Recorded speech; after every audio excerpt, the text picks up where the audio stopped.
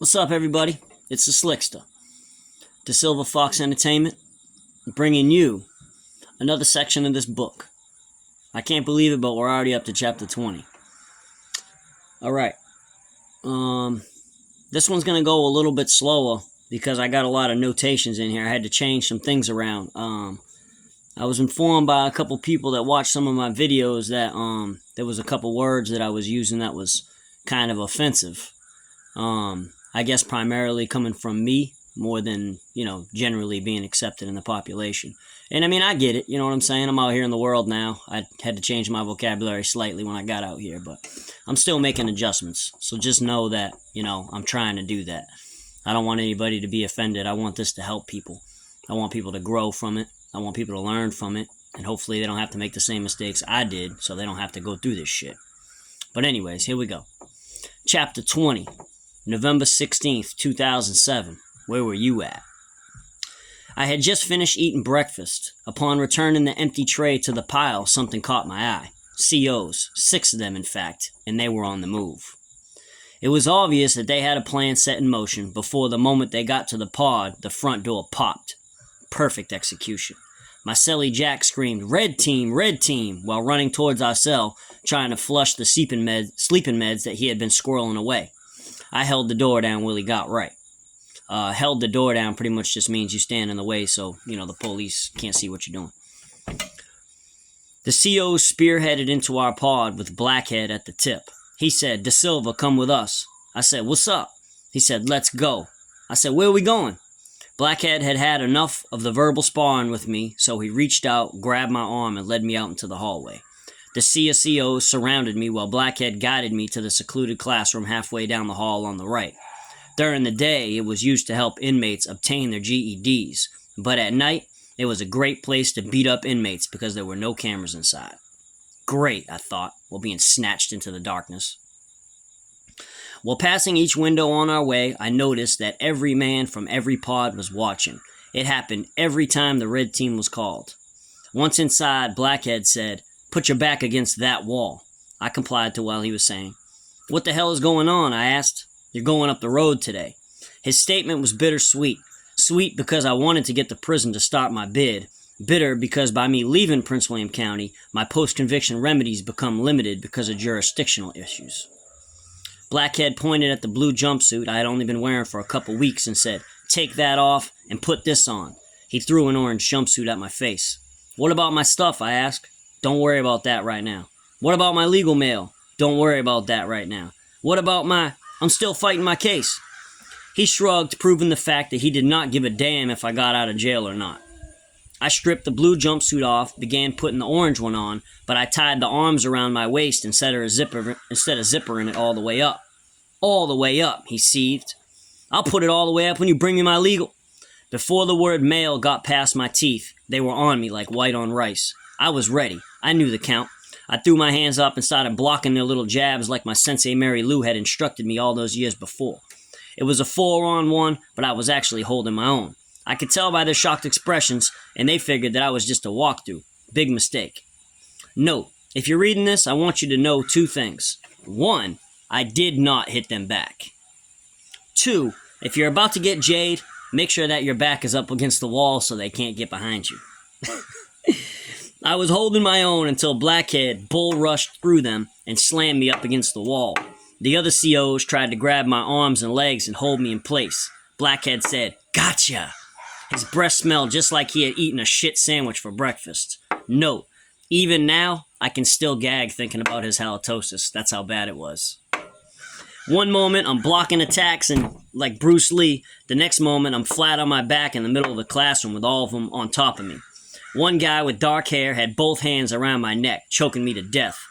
But he let go for just long enough for Blackhead to transform his 250 pounds into the form of a double knee drop directly on me. I heard something in my neck go pop. Still hurts to this day. Blackhead's cheap shots enraged me. I lost it. I may not be big in stature, but no one has heart like me. My muscles were like coiled springs from working out forever.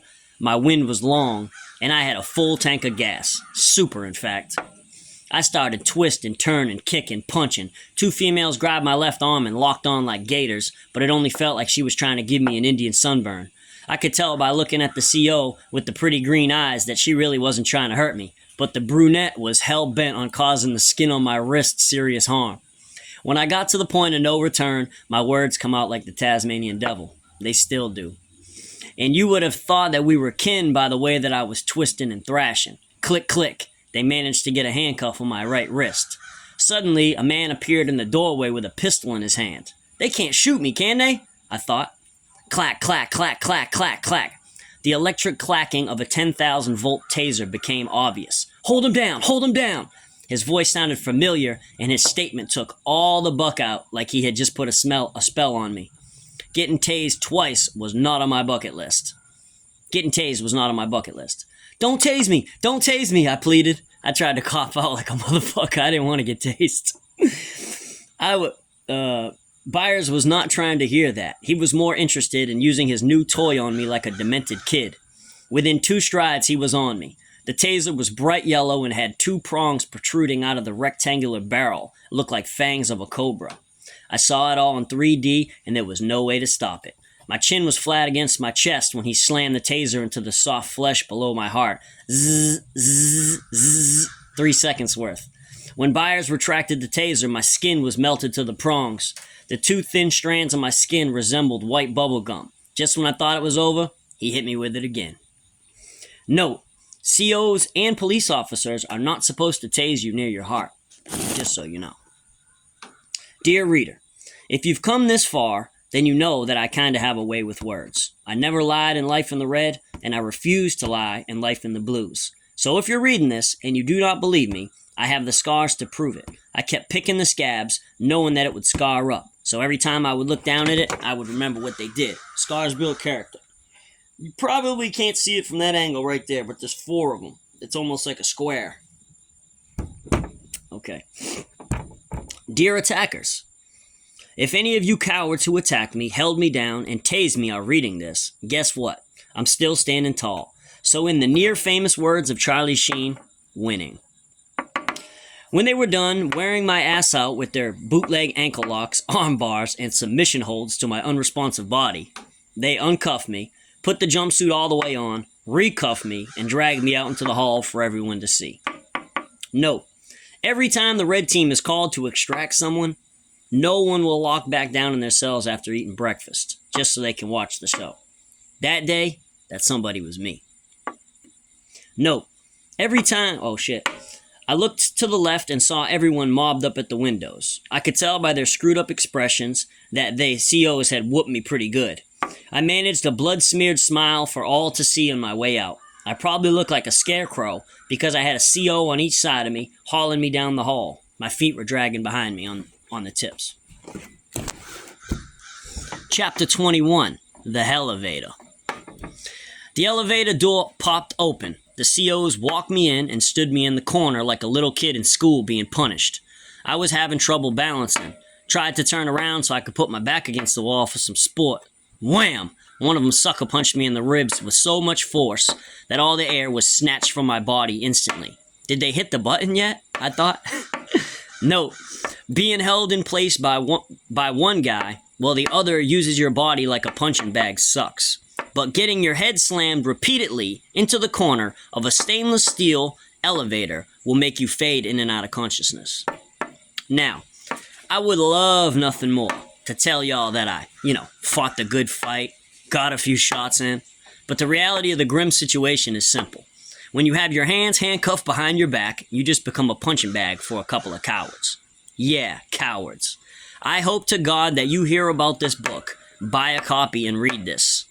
If you are one of the numerous COs in that classroom, or the 2 guys that got onto that elevator on November 16, 2007, then you know what you did to me. And if you're feeling brave, and you want a real shot at the slick, one-on-one, please come and find me. In the words of that old crackhead that told me take the 40, I want to see where your hands are at. When I'm not handcuffed. Ding! The most beautiful sound that I had ever heard my whole life. It sounded like angel wings plucking me from purgatory. The door slid open. My vision was so messed up that it looked like I was looking through a pair of binoculars backwards. We took a right, got to a door, took a left, and I heard someone on the radio say, "Throw him in the holding cell." A door popped and they slung me in. There was no possible way for me to get my hands out in front of me because I was still cuffed. Violation. So I just used my pointy chin to break my fall. I just laid there on that dirty-ass floor, trying my best to absorb the coolness from the concrete. My blurry vision started to come into focus, and I saw something familiar, but I could not make it out. Then it hit me. It was a green Gideon Bible. They had thrown me back into the same holding hell that I had started in. Someone must have lived in that cell after me, because the book wasn't in the same spot I'd left it. Just when I regained the strength to roll over, I heard, "Are you okay?" I wasn't alone in the cell. Violation. I felt 2 hands slide up under my armpits. I could tell by the tips of the fingers that he was old and white. He had to struggle to sit me up. I crossed my legs under me and scissored myself up while he guided me to the toilet seat so I could sit down. I looked to the left, and I saw the old man who had killed 2 police in the 80s and turned himself in. "Who did this to you?" he asked. Who didn't? I saw COs join in that I've never seen before. How do I look? 'Cause I can feel my heartbeat on my forehead. He shook his head. "You got a golf ball-sized bump on each side. Looks like you're about to sprout horns, youngin'." Corners of the elevator, I thought. "Did they knock out any of my teeth?" I managed to smile. He shook his head no. An hour later, about 6 COs appeared in the doorway. When a lieutenant looked in and saw that I was still handcuffed, he turned towards Byers and said, "Why the hell is he cuffed up with another guy in there?" Byers smirked. Honestly, I believe that Byers secretly hoped that the old man was going to do something to me. They didn't even cuff the old man. He was no threat. In fact, he had turned himself in because he needed someone to take care of him because he was old. They walked us through intake and into the sally port. A black van was waiting for us. While climbing inside, I noticed that my buddy Jordan was inside. "What the fuck happened, Slick?" "Bro, they tased me twice, did knee drops, sucker punch, threw me in a cell where I landed on my face." "Damn, man, you look fucked up." "Bro, where the fuck are we going?" "Powhatan." How many minutes? 12? Yeah, I can do 2 more. Chapter 22, Going Up the Road. We ain't even made it to prison yet, y'all. We ain't even made it to prison yet. All right. A couple hours later, we pulled up to Powhatan Receiving. They led us towards the intake section. The moment they opened the first door, I smelled it. Cigarettes. The PWC deputies turned us over and left. They proceeded to shave my head, which, by the way, was very painful considering the fact that I had speed knots all over it. While finished, they gave Jordan and I hunter green jumpsuits. De Silva, you're going to C3, cell 5, top bunk. I was waiting in line for my property when a beautiful brunette caught my eye. She could have been kin to Kelly Clarkson. Her ass was like that. She saw me and stopped dead in her tracks. I still got it, I thought. I didn't. "Are you okay?" she asked. She had very kind, light brown eyes. I had forgotten all about the ass whooping that I had eaten for breakfast. "Do I look okay?" Sarcastically. "No, you look like hammered shit. Did you get into the fight in the jail before you got here?" I laughed. "Well, kinda. I did get a few shots in, but the COs whooped me pretty good." "I can see that. Come with me." "Come with me." I followed her around a corner and into a room. Once inside, she removed a camera from the top drawer on her desk. "Strip." I didn't waste a second. I stripped off the jumpsuit and stood in front of her wearing only my boxers. She started snapping pictures of me from all angles, like I was modeling for her. I was shocked at how many boot marks I had on my body. They tased me twice. "Where?" She stepped in until we were face to face, and she smelled so good. "Here," I pointed below my heart. "You can see where the dried plasm where the fangs bit me twice." She sucked air through her perfect teeth.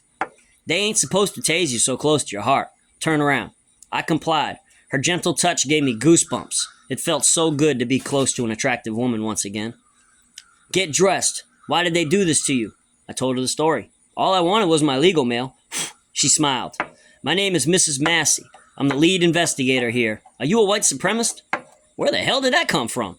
At first I thought she was joking until she started looking through me all business. "No?" "Oh, okay, I was just checking." She smiled. "What are you going to do with those pictures?" I asked. "Hold on to them for you." "For me? Why?" She shook her head no. I think it was her way of telling me that I should pursue a lawsuit, so I stopped talking, but I made a mental note. Well, Mr. De Silva. De Silva, what's that, Spanish? Portuguese, technically. She stood up slowly and extended her hand for me to shake it. I shook it slowly. Damn, she's soft. I looked deep into her brown eyes one last time and left. I will never forget how small I felt while walking into C3. Powhatan receiving was huge. Just the halfway alone leading to C3 was 100 yards long. It opened up to a pod, and there were 3 tiers high. There were 25 cells on each side of the day room. I took the stairs and went up to the left, and when I noticed that the cells had bars on them and the guys on the second floor were wearing cobalt blue jumpsuits. I wonder if that means anything, I thought. I found cell 5, looked inside, and saw a brown-skinned cat about my age. What's up, bro? Nothing much. Yo, they got me moving in with you. That cool? The cell door popped. I stepped inside, and a CO slammed the door behind me. My name is Slick. I'm Gunna. We shook hands. The cells were about 6 by 9. The bunk beds were on the left side of the cell, and there was a little cabinet to put stuff in. I got my shit on the right. The left is all yours. Where you from? Well, I'm originally from Mass, but after living down here for a year, I got jammed up. Where was you in VA? Locust Grove. Where's that at? Fredericksburg. He nodded. What you locked up for? Attempted capital murder of a police officer. His mouth fell open. Shooting from a vehicle, firearm, and he cut me off. God damn, white boy! I smirked. It was funny seeing people's faces after I told them my charges because it almost always surprised them. Slinging that iron, huh? Maybe a little bit. Sounds like a lot to me. He rolled his mattress back and produced a bag of tobacco. The label was green and it had a train on it. It said Midnight Special. Where you from, Gun? I'm from the Ah. From the Ah is a slang term that is used in prison for people that are from Richmond. Just so you know. I nodded. Boofy. Boofy. I didn't know what that was at the time. A boofy is another name for a cigarette. I said, he laughed and handed me the bag. I reached in, removed a pinch of tobacco and a rolling paper. Rolling that cigarette was the closest thing to rolling a blunt for a long time. Old habits die hard. A couple days later, the CO in the booth got on the bullhorn and said, De Silva, medical. I got directions and headed to medical. The moment I stepped inside, I could tell by the sullen vibe of all the sad faces that something was wrong. I proceeded to the window on the right side of the room, and I saw a little old white lady with a white hairdo that looked like a Q-tip. The guys in the booth told me to come here. Where's your pass? With attitude. I reached into the back pocket of my jumpsuit, removed the pass, and handed it to her. She handed me a little clear plastic cup with a sky blue cap on it. Go into the bathroom and fill this up. That's why everyone looked so pissed off. It was piss tests. I went into the bathroom and I found 10 cups sitting on the sink. I smiled and locked the door behind me. I proceeded to take the tops off of all of them and line them up like a bartender serving drinks. Only instead of filling them with Absolute vodka, I filled them up with the only beer that I had on tap, Corona. I can't even say how funny it was watching my reflection in the mirror filling them up. I just went right down the line and filled them all halfway up. On the way back to the old lady at the window, I stopped. I leaned into the ear of this old black dude and said, Hey, look, man, I just filled all them cups up. His head snapped towards me and he snaked to my ear. You're clean, right? Squeaky. Tell everyone what's up after I leave, but don't go all in at one time and don't blow the spot up. I slapped him on the back. When I got to the window, I put the cup on the ledge and said, that was the easiest test I ever took. I'm sure she heard those lines every day. Now you have to report to mental health department. Once inside the mental health department, a secretary told me to sit down and wait. There were about 15 other guys already waiting. About an hour later, they performed a psych evaluation on me and asked me for my emergency contacts. When everyone was finished, the secretary rolled out a portable TV, popped in a VHS tape, and left. The video was about prison rape. Now I know prison rape is no laughing matter, but the video was hilarious, especially when the booty bandit, I don't think I need to explain that to you what that is. Booty bandit, it's self-explanatory. Put a candy bar on his target's pillow with hopes that he would eat it so he could come back and say, I want that same candy bar back. That's a trick. It's just a common thing in prison. It's like more like a joke than anything, but it actually does happen though. Note, I just had to put that part in this book because everyone that goes to prison has to watch the Candy Bar movie. It's a tradition. Later that day, a brown-skinned dude came to my cell, knocked twice, and said, Yo, where that white boy from medical? Right here, I said. He handed me 3 butt nakeds in a kite pouch. A butt naked is a ramen noodle. It's just a simple ramen noodle with nothing to go with it. That's why they call it a butt naked. And a kite pouch is a pouch of tobacco. Back in them days, it was like $1.16. You could make like 40 roll-ups out of it. It was like menthol.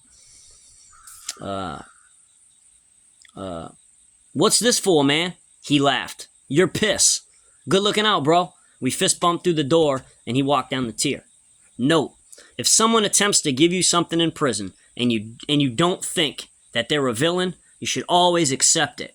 Not accepting something can be taken as a sign of disrespect, and disrespect is not tolerated in prison. So, if you think the dude's on some weirdo shit trying to give you something, don't fucking take it. But if this is like a RN, some type of stand-up cat, then you take that shit. I don't give a fuck if you don't want it, you take it. Less than 5 minutes later, an older white guy showed up. Hey man, I'm looking for that guy that pissed for me today. All official and shit. I walked to the door. That's me. He said, here, and he handed me 2 honey buns. Hey man, thanks. No, thank you. I'm so goddamn dirty I would have melted that cup. We all shared a laugh and he walked up. I handed one of the honey buns to Gunna and sat down. He opened it up, took a bite and said, that's some real ass shit that you did, bro. I smiled. Only a true hustler can sell his own piss. We laughed, and then I got back to whooping his ass in pinochle. Look, I put this little part right here. To keep it real with you, I'm not even 100% if I'm going to keep it in the book or not, but I want everybody to get a rationale as where my head was at that time. It says, December 1st, 2007. The cell doors popped. I ran for the phone. I called my mother, and she told me that Brittany showed her the results of the DNA tests, and my son Ian was 99.9% mine. Honestly, that moment changed my whole perception of life, because I realized in that moment that I finally had something to live for and something to look forward to when I got out. My son Ian. It had a good ring to it. Self-preservation became my only motivation.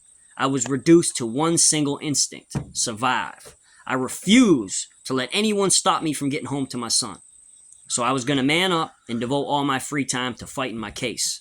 I was on the edge. No pushing. Well, that's it. That's 22 minutes. That's about what I've been trying to stay at for the videos. I hope you guys are enjoying this book, man. It's like this weird form of almost therapy for me when I read it sometimes. I know it's the way that it comes off. Sometimes the delivery is really good. Sometimes it really ain't that good. But everything's pretty much a work in progress, But thanks for taking the time to jump in. And if you've seen this on Facebook, because that's usually where I post it, you can go to my YouTube. I'm trying to work on. It's slow going. I'm not really super pressed to dump everything I got into it. But it's called Prison Blues, all caps, Prison Blues, and then it's 16.10. And just, you got to hit the search bar because ain't nothing going to come up because this shit's so small. And there's a million things out there like it. You'll see Prison Blues, Fulton Prison Blues or something, some country singer. Johnny Cash, actually, is who it is. But, y'all have a good night and be safe, and over and out.